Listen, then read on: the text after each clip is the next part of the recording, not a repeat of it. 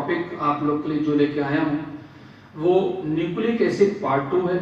और nucleic acid से related जो पहले मैंने बताया था आपको उसी के आगे कंटिन्यू करूंगा। मैं तैयार हूँ, उम्मीद है कि आप भी तैयार होंगे आज के टॉपिक के लिए।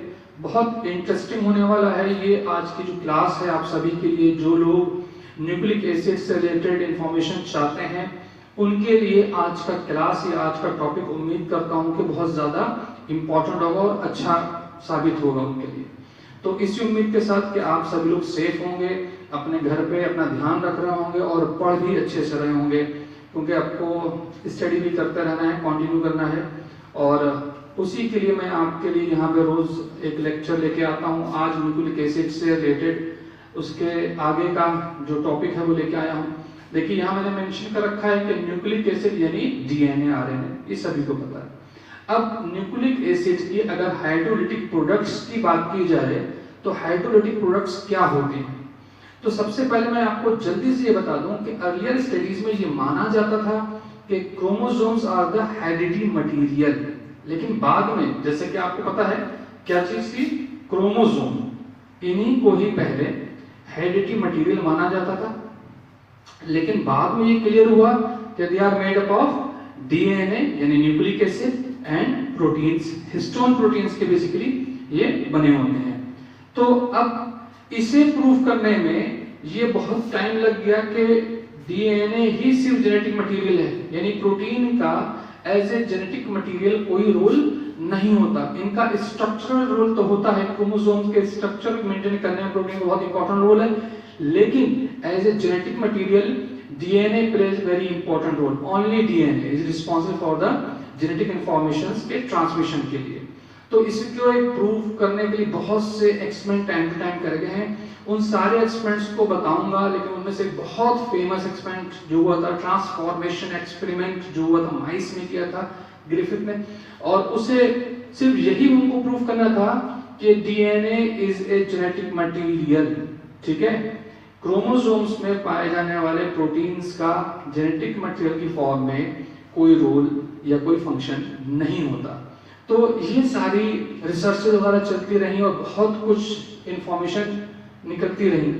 बहरहाल वो सब भी आपको आहिस्ता आहिस्ता करके पढ़ाऊंगा। मैंने आपसे कहा था कि न्यूक्लिक एसिड एक ऐसा टॉपिक है जिसे अगर हम चाहें कि फौरन पढ़ लें तो मुश्किल है, समझेंगे तो टाइम तो लगेगा थोड़ा सा। तो आज ये सेकंड क्लास है न्यूक्लिक एसिड से रिलेटेड। आज आपको बताने जा रहा हूँ सबसे पहले hydrolytic products of nucleic acid, के न्यूक्लिक एसिड के जो हाइड्रोलिटिक प्रोडक्ट्स होते हैं वो कैसे बनते हैं और क्या होते हैं। यहाँ छोटा सा एक ग्राफिकल रिप्रेजेंटेशन किया गया आपके लिए, जिससे कि उम्मीद है कि आपके समझने में आसानी रहेगी। फॉर एग्जांपल जैसे मैंने आपको बताया था कि nucleic acids are composed of nucleotides. बहुत से न्यूक्लियोटाइड्स मिलकर एक पॉलीन्यूक्लियोटाइड चेन के जरिए से ये स्ट्रक्चर का फॉर्मेशन करते हैं न्यूक्लिक एसिड का। अब देखिए न्यूक्लियोटाइड्स और न्यूक्लियोसाइड्स में क्या डिफरेंस है। न्यूक्लियोटाइड्स के स्ट्रक्चर के अंदर जो होते हैं वो पेंटोज शुगर होगी, है ना, जिसे आप राइबोज शुगर के नाम से जानते हैं। फास्फोरिक एसिड होगा यानी फास्फेट ग्रुप भी होगा, और साथ ही साथ नाइट्रोजन बेसेस भी होंगे। तो वो न्यूक्लियोटाइड्स का फॉर्मेशन कर देंगे। अगर न्यूक्लियोटाइड्स को एक्वस अमोनिया के साथ 175 डिग्री सेल्सियस पर रखा जाता है तो ये न्यूक्लियोसाइड्स अलग हो जाएंगे और इससे जो होता है फास्फोरिक एसिड वो अलग हो जाएगा। यानी कहा यह जाए कि अगर आप पूछा जाए कि what do mean by nucleoside, तो न्यूक्लियोसाइड्स कैसे आप डिस्क्राइब करेंगे। इसके अंदर सिर्फ नाइट्रोजन बेसेस होते हैं जो किससे जुड़े होते हैं, शुगर से जुड़े होते हैं। ठीक है ना। तो अगर सिर्फ नाइट्रोजन बेसेस यानी प्यूरिन और पाइरीमिडीन बेसेस शुगर से अटैच हैं तो न्यूक्लियोसाइड कहलाएंगे। अगर इनके साथ फास्फोरिक एसिड अटैच हो जाएगा तो ये कन्वर्ट किसमें हो जाएंगे, न्यूक्लियोटाइड्स के अंदर हो जाएंगे। तो इस तरीके से एक छोटा सा ग्राफिकल रिप्रेजेंटेशन किया गया। देखिए न्यूक्लिक एसिड एंजाइम्स, कौन सा एंजाइम इसमें यूज होता है, न्यूक्लियोनेज एंजाइम, NUCLEINASE। ये न्यूक्लियोनेज एंजाइम की प्रेजेंस में न्यूक्लियोटाइड्स के स्ट्रक्चर में कन्वर्ट होते हैं और एक लॉन्ग पॉलीन्यूक्लियोटाइड चेन का फॉर्मेशन कर देते हैं। ठीक है। अगर ये न्यूक्लियोटाइड्स जो है एक्वस अमोनिया के साथ 175 डिग्री सेल्सियस रखे जाते हैं तो न्यूक्लियोसाइड और H3PO4 सेपरेट हो जाता है। अब न्यूक्लियोसाइड प्लस H3PO4 अगर इनऑर्गेनिक एसिड की प्रेजेंस में होते हैं तो ये प्रोडक्ट बनता है शुगर, प्यूरिन एंड पाइरीमिडीन। तो ये हाइड्रोलिटिक प्रोडक्ट्स इस तरीके से आप बहुत शॉर्ट में रिप्रेजेंट कर सकते हो न्यूक्लिक एसिड के लिए, ठीक है। तो आप इसको अपने पास चाहें तो फटाफट से नोट कर लें। और ये जो स्ट्रक्चर है ये मैंने बहुत सी बुक्स देखी, उसमें अलग अलग तरीके से दिया होता है। अगर आपको ये इजी लगता है तो आपके पास ये बना होना चाहिए। जल्दी से बनाने फिर आपको छोटी सी 1-2 सेंटेंस में बताऊंगा कि न्यूक्लियोसाइड्स क्या होते हैं और न्यूक्लियोटाइड्स क्या होते हैं।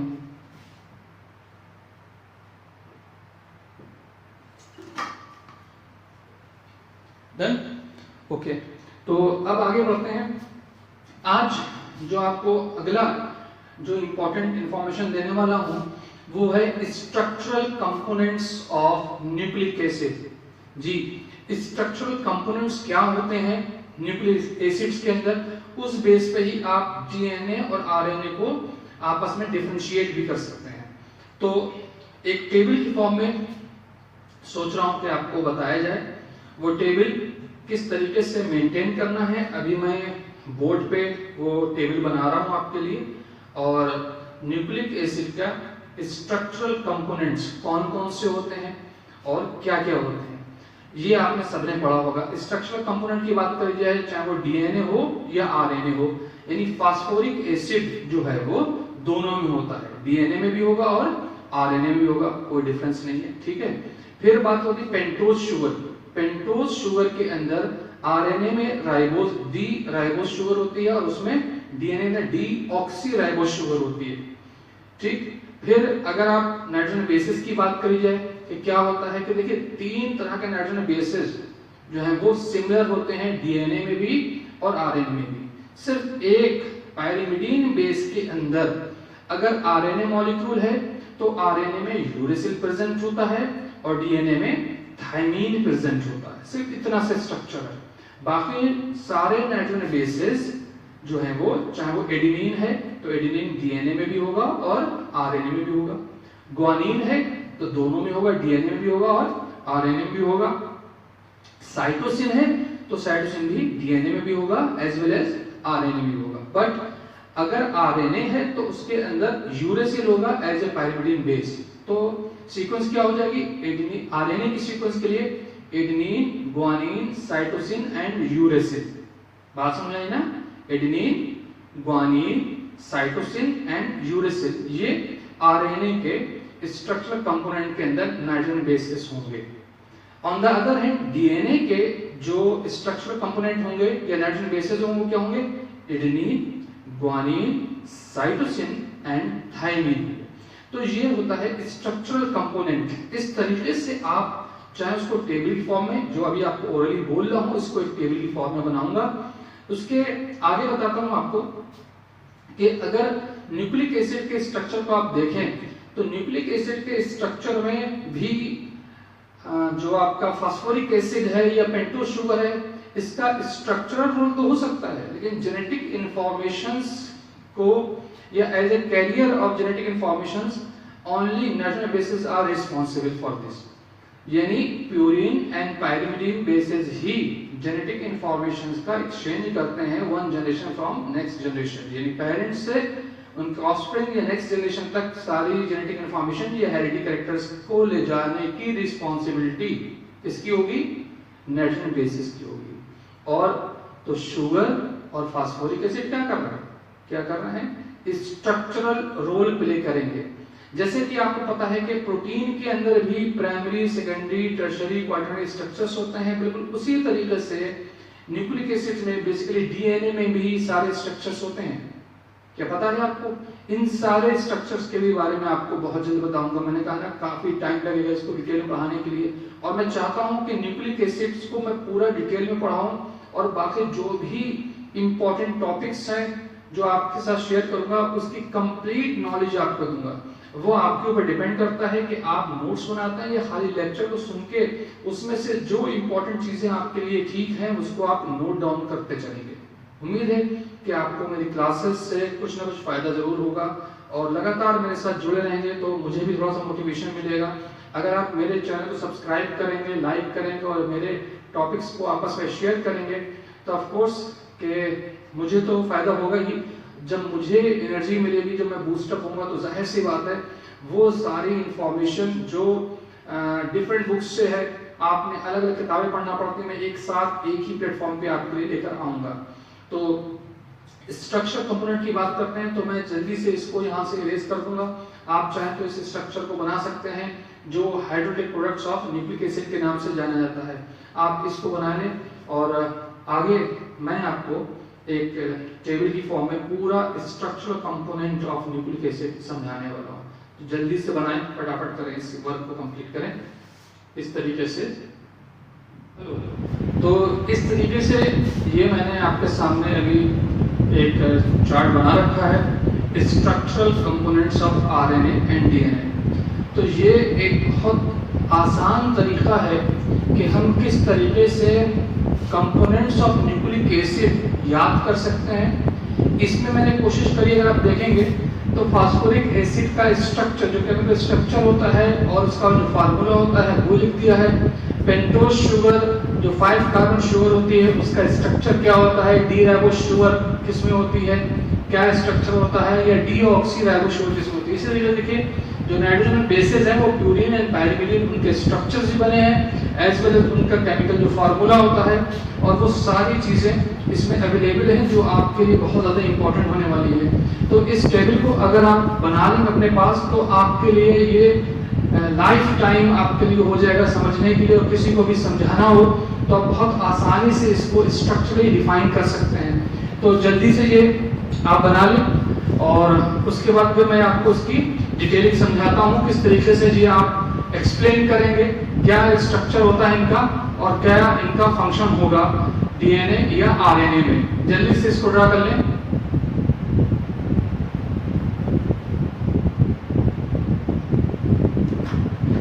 ओके, उम्मीद है कि कुछ ना कुछ आपने इसमें से नोट किया होगा। जो भी इंफॉर्मेशन आपके लिए लेके आता हूँ वो जो आपको इंपॉर्टेंट लगे अपने पास नोट करते रहिएगा। चलिए एक बार फिर से आपको बता दूं कि किस तरीके से इसे मेंटेन किया जाता है। तो सबसे पहले आपको इस टेबल की हेडिंग डालना होगी structural components of RNA and DNA. तो यहाँ देखिए मैंने मेंशन कर रखा है these are the components. Components similar होते हैं, जैसे मैंने आपको बताया कि each nucleic acid composed of 3 components, 3 चीजों का बना होता है, फास्फोरिक एसिड, पेंटोज शुगर और नाइट्रोजन बेसेस। इनमें क्या डिफरेंस है, क्या स्ट्रक्चर है, सबसे पहले एक एक करके बात करते हैं फास्फोरिक एसिड की। तो फास्फोरिक एसिड का जो फार्मूला है वो H3PO4 लिखा जाता है। अगर इस स्ट्रक्चर में आप देखेंगे तो यहाँ आपको इसके स्ट्रक्चर में 3 मोनोवैलेंट हाइड्रोक्सिल ग्रुप यानी OH ग्रुप जो है, मोनोवैलेंट मतलब सिंगल बॉन्ड से जुड़े हुए, वो दिखाए गए हैं, और 1 डाइवैलेंट ऑक्सीजन जो आइटम है वो इसमें दिखाया गया है। तो ये स्ट्रक्चर यानी ये स्ट्रक्चर और इससे रिलेटेड जो भी इंफॉर्मेशन है ये आरएनए में भी प्रेजेंट है और डीएनए में प्रेजेंट। अब यहाँ पे दोबारा मैंने नहीं बनाया है, ना आपको बनाने की जरूरत है, सिर्फ यहाँ लिखिए same as RNA. Is it clear? Come to the next point, pentose sugar. जाहिर सी बात है ये आपने सब सुना होगा, 5 कार्बन शुगर होती है जिसे पेंटोज शुगर कहा जाता है। इसके स्ट्रक्चर में जरा सा फर्क होता है आरएनए और डीएनए के। देखिए पेंटोज शुगर है, 5 कार्बन रिंग बना हुआ है, इसके अंदर ऑक्सीजन मॉलिक्यूल है, ये सारे इस तरीके से आपको दिखाए गए हैं। तो इसको डी राइबोस शुगर कहा जाता है जो कि सिर्फ आरएनए में प्रेजेंट होती है। लेकिन डीएनए में ये पेंटोज शुगर जो होती है उसे हम लोग क्या बोलते हैं, डी ऑक्सी राइबोस शुगर।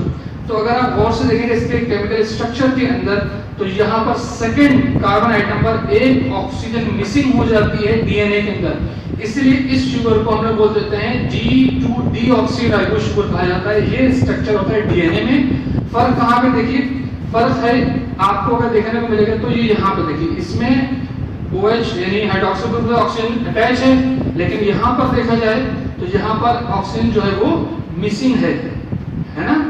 तो अगर ऑक्सीजन मिसिंग है तो इसको जो शुगर का जो नाम दिया जाएगा वो क्या कहा जाता है, देखिए डीऑक्सीराइबोस शुगर कहा जाता है। तो यानी अगर आपसे पूछा जाए कि what is the difference between the DNA RNA, तो आप ये मेंशन कर सकते हैं कि आरएनए के अंदर राइबोस शुगर होती है एंड डीएनए में डीऑक्सीराइबोस शुगर होती है। ये हम सभी को मालूम है और मालूम ही होना चाहिए। आगे बढ़ते हैं इसी के साथ और नाइट्रोजन बेसिस की बात करते हैं। तो nitrogen bases, there are two types of nitrogen bases in each nucleic acid, purine and pyrimidine. तो प्यूरिन का स्ट्रक्चर यहाँ बना हुआ है, केमिकल फार्मूला C5H4N4 और ये रहा उसका structure. There are two types of purine. अब प्यूरिन जो एडेनिन और ग्वानिन है इसके डेरिवेटिव्स, उसकी भी डिटेल बहुत ज्यादा लेंदी है। बहुत शॉर्ट में आपको सिर्फ स्ट्रक्चर और उसका केमिकल फार्मूला लिख के दिखाया है यहाँ पर मैंने। देखिए there are two types of purine. Purine derivatives जो हैं वो सिमिलर होंगे दोनों में, आरएनए में भी और डीएनए में भी, दोनों में कोई भी फर्क नहीं होता। एडेनिन आरएनए में भी होगी, एडेनिन डीएनए में भी होगी, ग्वानिन आरएनए में भी होगी, ग्वानिन डीएनए में भी होगी। ठीक है, अब देखिए इसके स्ट्रक्चर ये बने हुए हैं, एडेनिन का स्ट्रक्चर ये बना हुआ है और ग्वानिन का, यानी ये मैंने कंबाइन कर दिया है।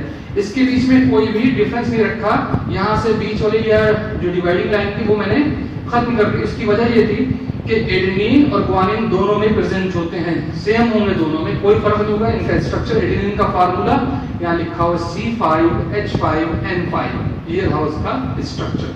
ग्वानिन का जो फार्मूला है C5H5ON5, ग्वानिन का स्ट्रक्चर बना हुआ है, आप बना सकते हैं, ड्रा कर सकते हैं। अब आते हैं पायरिमिडिन की तरफ। तो पायरिमिडिन जो नाइट्रोजन बेस्ड होता है, इसमें 3 डेरिवेटिव्स होते हैं, साइटोसिन, यूरेसिल एंड थायमिन। उम्मीद है कि सारे नेम्स आपको अच्छे से पता होंगे, मालूम होंगे, इनके बारे में काफी चीजें आपके पास इंफॉर्मेशन होना चाहिए। अब बात करते हैं तो पायरिमिडिन का जो फार्मूला है, वो पायरिमिडिन का फार्मूला मैंने लिख रखा है C4H4N2। ये पायरिमिडिन का स्ट्रक्चर बना हुआ है और ये उसका फार्मूला, ये पायरिमिडिन का स्ट्रक्चर हो गया। अब पायरिमिडिन के अंदर 3 आपको पढ़ना है, साइटोसिन, यूरेसिल एंड थायमिन। तो देखिए साइटोसिन भी, इसका जो फार्मूला है C4H5ON3, ये डीएनए में भी होगा और आरएनए में भी होगा। यानी अभी तक 3 नाइट्रोजन बेसेस सिमिलर हैं, यानी एडेनिन, ग्वानिन और साइटोसिन, ये डीएनए में भी होगा और आरएनए में भी होगा। लेकिन यूरेसिल है तो आरएनए के अंदर होगा, और अगर थायमिन है तो डीएनए होगा।